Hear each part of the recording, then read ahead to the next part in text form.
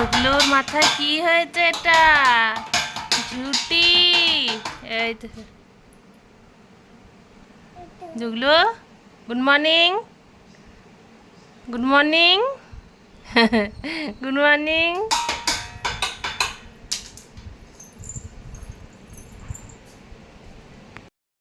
নমস্কার সবাইকে, blog express চ্যানেলে আপনাদের সবাইকে স্বাগত জানাই। তো অনেকদিন পরেই আমি ব্লগ শুরু করছি, কারণ খুব জ্বর ছিল গত শনিবার থেকে। জ্বর মানে খুবই জ্বর ছিল, একদম বিছনা থেকে উঠতে পারিনি, এরকমই অবস্থা। সকালে হয়তো এই টাইমে আমি শুয়েই আছি, খান জ্বরে কাঁপছে শরীর এরকম। তো ওষুধপত্র খেয়ে খেয়ে কয়েকদিন চলছে, এখন কমে গেছে।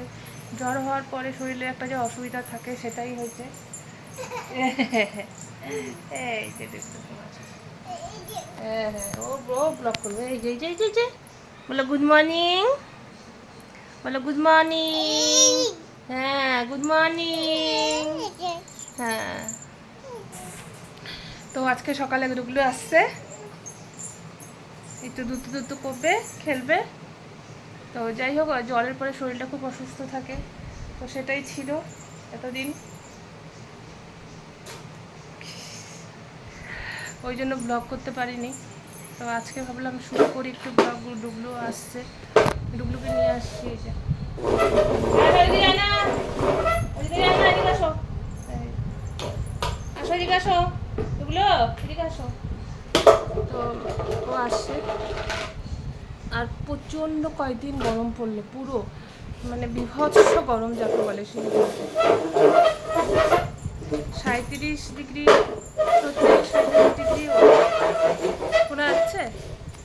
একটা ফ্যান চলছে, আর এই যে এই যে গাড়ি দিয়ে খেলবে না, এগুলো বুটভার জিনিস দিয়ে খেলবে উল্টাপাল্টা। তো 36-37 ডিগ্রি চলছিল, ফিল হচ্ছিল 50 ডিগ্রি, ফিল হচ্ছিল 50 ডিগ্রি মতন। যারা শিলিগুড়িতে থাকে তারা তো জানবেই। আর সব জায়গাতে গরম দেখছি, প্রচণ্ড গরম, প্রচণ্ড। কালকে রাত্রেবেলা এত গরম লাগছে যে আমি এই দরজাটা করে, এই যে মেন দরজাটা 2:30টার সময় খুলে দিলাম হালকা করে, যাতে হাওয়াটা আসে।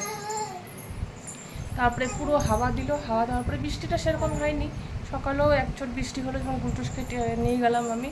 কিন্তু প্রচণ্ড গরম লাগছে, প্রচণ্ড, এত গরম লাগছে যে বলার বাইরে। তো ঠিক আছে, দেখি ডুগলুকে এখন একটু যদি ঘুমায়ও, ঘুম পাড়ায়, বাকি কাজগুলো করব।